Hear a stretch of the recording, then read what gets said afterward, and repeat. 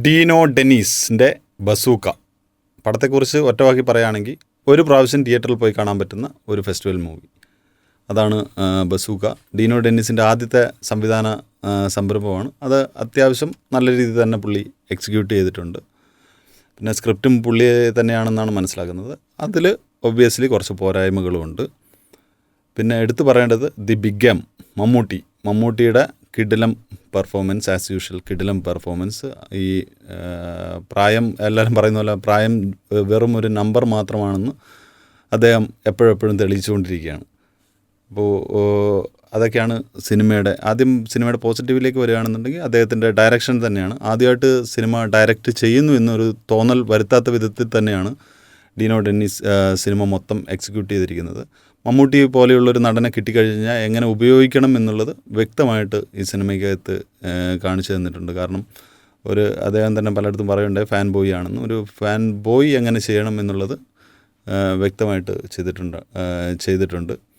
പിന്നെ ക്യാരക്ടറൈസേഷൻ പലതും ആ കഥയ്ക്കാണ്. കാരണം ഒരു ഗെയിം ഇതാകുമ്പോൾ എല്ലാം ഒരു കോമിക് പരിപാടിയാണ്. അപ്പോൾ അതിലേക്ക് കൊണ്ടുവന്നിട്ടുണ്ട് പല സംഭവങ്ങളും. നമ്മുടെ ക്യാരക്ടറൈസേഷൻ പലതും എനിക്ക് ഒരു വർക്കായി തോന്നിയില്ല. കാരണം സിദ്ധാർത്ഥ് ഭരതൻ്റെ ചെയ്ത ഒരു പോലീസ് ക്യാരക്ടർ, പിന്നെ ആ പോലീസ് GVMൻ്റെ കൂടെയുള്ള ഗൗതം വാസുദേവ് മേനോൻ്റെ കൂടെയുള്ള കുറച്ച് പോലീസ് ക്യാരക്ടേഴ്സൊക്കെ ആപ്റ്റാണോ എന്നുള്ളൊരു ചിന്തയുണ്ട്. അല്ല, അവർക്കും അവസരങ്ങൾ വേണമല്ലോ.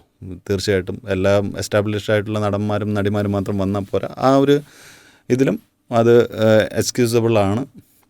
പിന്നെ അങ്ങനെ പോകുന്നു. ഈ പടം കാണാൻ വേണ്ടി പോകുന്ന പ്രേക്ഷകരോട് ഒരു അഭ്യർത്ഥന. ബസൂക്ക എന്ന് പറയുന്ന ഒരു ഗെയിമുണ്ട്. ആ ഗെയിം ഒന്ന് കണ്ടു കഴിഞ്ഞാൽ കുറച്ചും കൂടെ നിങ്ങൾക്ക് പടം കണക്റ്റ് ആവും. കാരണം ആ ഗെയിം ഓറിയൻറ്റഡ് ഒരു ഇതാണ്, സംഭവമാണ്. ശരിക്കും ഒരു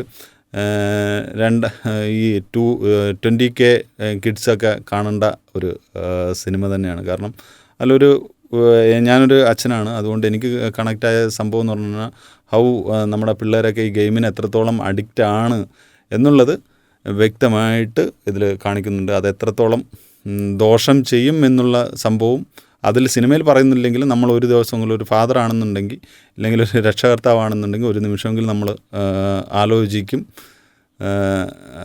ചെയ്യും. പിന്നെ ഇതിലൊരു വളരെ എനിക്കൊരു നെഗറ്റീവായിട്ടൊരു തോന്നിയൊരു സംഭവം, ഒരു മതവിഭാഗത്തിൻ്റെ ഒരു സിമ്പിൾ വളരെ മോശമായിട്ട് സിനിമയ്ക്കകത്ത് യൂസ് ചെയ്തതായിട്ട് എനിക്ക് തോന്നി.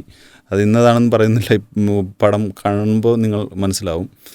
ഒരു സിമ്പിൾ അത് വ്യക്തമായിട്ട് ഒറ്റൊരു ക്ലോസിൽ അത് വേണ്ടിയിരുന്നില്ല എന്നെനിക്ക് തോന്നുന്നു. ഒരു മതവിഭാഗത്തിൻ്റെ സിമ്പിൾ ഫസ്റ്റ് തന്നെ സിനിമ തുടങ്ങുമ്പോൾ തന്നെ അത് ഒരു രണ്ടാമത്തെ മൂന്നാമത്തെ സീനിൽ അത് കാണിക്കുന്നു. അത് വേണ്ടിയിരുന്നില്ല എന്ന് തോന്നുന്നു. കാരണം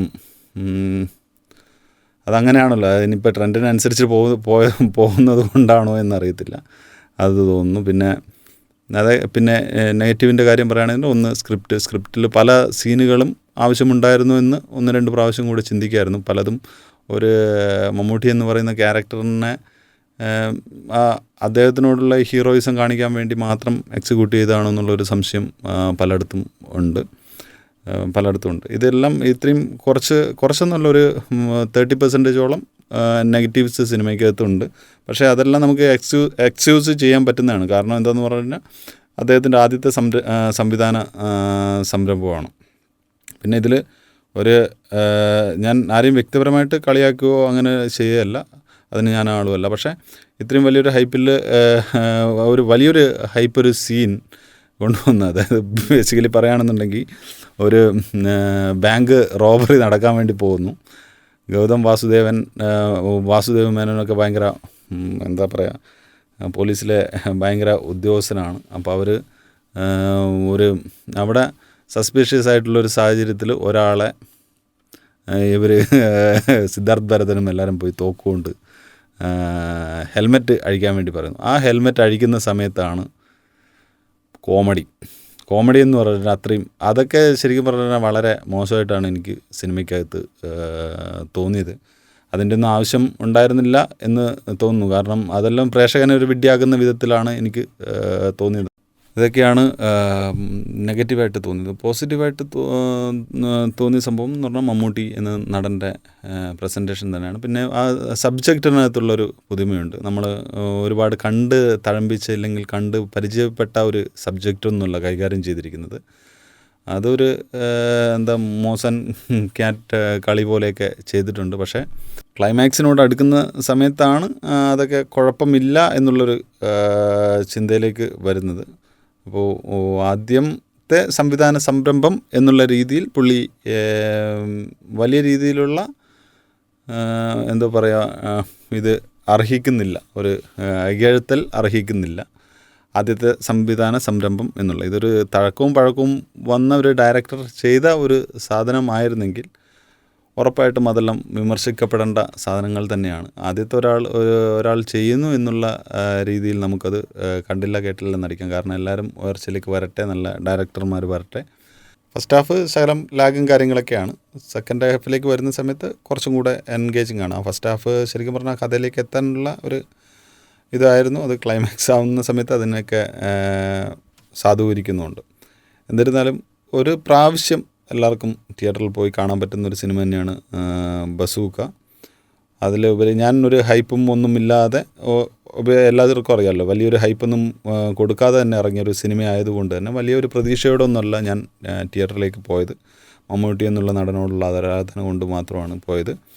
ഒപ്പം ഈ ഡിനോ ഡെന്നീസ് എന്ന് പറയുന്ന ആളുടെ ആ ഡയറക്ഷൻ, ആ ക്രിയേറ്റിവിറ്റി എങ്ങനെയുണ്ടെന്ന് അറിയാനും തന്നെയാണ് പോയത്. അപ്പോൾ ആ ഹൈപ്പൊന്നും ഇല്ലാത്തത് കൊണ്ട് എന്നിലെ പ്രേക്ഷകനെ ഒരു 50% കൂടുതൽ തൃപ്തിപ്പെടുത്തുന്ന വിധത്തിൽ തന്നെയാണ് പടം ഒരുക്കിയിരിക്കുന്നത്. അതിൽ അവർ കയ്യടി അർഹിക്കുന്നുണ്ട്. ഇതിൻ്റെ മ്യൂസിക് ഡിപ്പാർട്ട്മെൻറ്റ് കൈകാര്യം ചെയ്തിരിക്കുന്ന ആളും നന്നായിട്ട് തന്നെ ചെയ്തിട്ടുണ്ട്.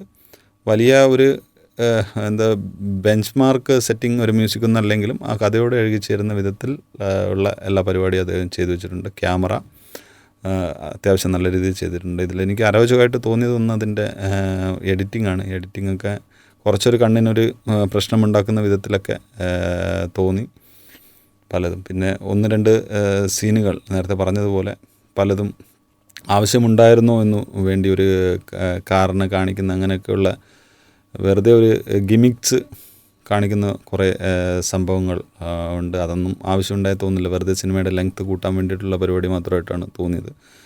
പിന്നെ ബേസിക്കലി ഗൗതം വാസുദേവനെ GVM പോലുള്ള ഒരാളെ കൊണ്ടുവന്ന് അദ്ദേഹത്തിന് അത്രയ്ക്കൊരു സംഭവം അതിനകത്ത് കിട്ടിയോ എന്നുള്ള കാര്യത്തിൽ ഒരു സംശയമുണ്ട്. അദ്ദേഹം അർഹിക്കുന്നൊരു റോള് തന്നെയാണ് കിട്ടിയത് എന്നുള്ള കാര്യത്തിലും സംശയമുണ്ട്. ഇതൊക്കെ അതിൻ്റെ എനിക്ക് തോന്നിയ എൻ്റെ മാത്രം അഭിപ്രായമാണ്. എന്നിരുന്നാലും പടം ഒരു ആവറേജ്, ഒരു എബോ ആവറേജ് മൂവി തന്നെയാണ്. ഒരു വലിയൊരു വാവ് ഫാക്ടർ ഇല്ലെങ്കിൽ, വാവ് ഫാക്ടർ ഉള്ളത് ഒരു സബ്ജക്റ്റിൻ്റെ ഫ്രഷ്നെസ്സും മമ്മൂട്ടിയുടെ പെർഫോമൻസുമാണ് വാവ് ഫാക്ടറിലേക്ക് വരുന്നത്. ബാക്കിയെല്ലാം ഈ പറഞ്ഞ പോലെ ഡീസൻ്റായിട്ട് നമുക്ക് കുട്ടികളും കുടുംബമായിട്ട് ഉറപ്പായിട്ടും പോയി കാണാൻ പറ്റുന്ന ഒരു സബ്ജക്റ്റ് തന്നെയാണ്. കാരണം ഇതിൽ പറയുന്നൊരു വലിയൊരു വിഷയം ഉണ്ട്. ഞാനൊരു അച്ഛനായതുകൊണ്ട് എനിക്കത് വലുതായിട്ട് കിട്ടുകയും ചെയ്തിട്ടുണ്ട്. ആ സാധനം ഒരു നമ്മുടെ ഈ തലമുറ ഗെയിം എന്ന് പറയുന്നൊരു സംഭവം, മൊബൈലിലും ഇതിലും ഗെയിമിനോട് എത്രത്തോളം അഡിക്റ്റ് ആവുന്നു, അഡിക്റ്റ് ആയി കഴിഞ്ഞാലുള്ള പ്രശ്നം എന്തൊക്കെയാണെന്നുള്ളത് സിനിമയിൽ അത് പറഞ്ഞില്ലെങ്കിലും നമ്മുടെ ഉള്ളിൻ്റെ ആ ഒരു സ്പൂൺ ഫീഡിങ് മെസ്സേജ് ആയിട്ടല്ല സിനിമയ്ക്കകത്ത് കാണിച്ചിരിക്കുന്നത്. എന്നാലും നമുക്കൊരു ആസ് എ പാരൻറ്റ് നമുക്കത് ഫീൽ ചെയ്യും. കാരണം ഇങ്ങനത്തെ ഒരു ഇതിലേക്കാണോ നമ്മുടെ മക്കളുടെ പോക്ക് എന്നുള്ളത് ഒബ്വിയസ്ലി നമുക്ക് ഫീൽ ചെയ്യും. അതൊരു സിനിമയിൽ ത്രൂ ഔട്ട് അങ്ങനെ ഒരു മെസ്സേജ് നമുക്ക് ഇതൊന്നുമില്ല, അവർ സ്പൂൺ ഫീഡ് ചെയ്തിട്ട് പറയുന്നൊന്നുമില്ല. പക്ഷേ നമുക്കത് വ്യക്തമായിട്ട് മനസ്സിലാവും. എനിക്കത് മനസ്സിലായിട്ടുണ്ട്. അത് ആ സിനിമ കൊണ്ട് കിട്ടിയ നേട്ടം തന്നെയായിട്ടാണ് എനിക്ക് തോന്നുന്നത്. അപ്പോൾ എല്ലാവരും തിയേറ്ററിൽ തന്നെ പോയി കാണേണ്ട ഒരു സിനിമ തന്നെയാണ് ബസൂക്ക. തിയേറ്ററിൽ കാണാനുള്ള, ഒരു പ്രാവശ്യം കാണാനുള്ള എല്ലാ സംഭവങ്ങളും ബസൂക്കകത്തുണ്ട്. എല്ലാവരും പോയി കാണുക. അദ്ദേഹത്തിൻ്റെ ആദ്യത്തെ സംവിധാന സംരംഭം പറ്റുമെങ്കിൽ ഒന്ന് വിജയിപ്പിച്ച് കൊടുക്കുക. അത്രേ ഉള്ളൂ. Thank you.